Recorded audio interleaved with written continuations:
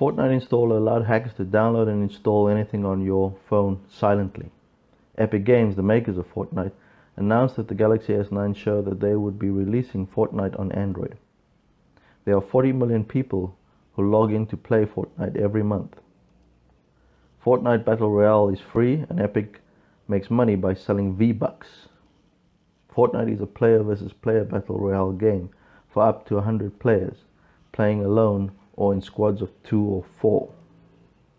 Epic Games made 126 million in February, 223 million in March, and 296 million in April.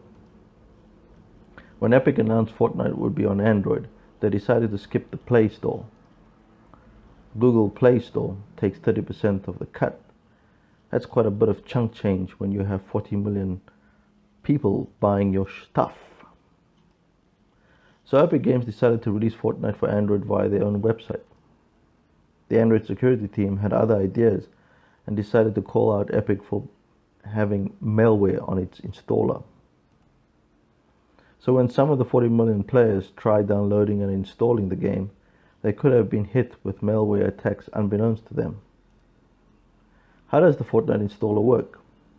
Well, the gamers go to the website, they click either the Epic Games or Samsung button, they download the game, the installer downloads, voila, install and play.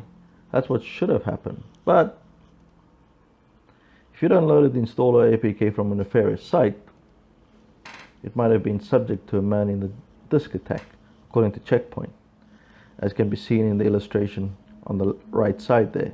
Sessions 3, 4 and 5 is when your phone is hit with all kinds of crap. Basically, the app gets access to all your phone's content. And that's it. If you like this video, hit the like button, subscribe, and hit the bell button to receive notifications.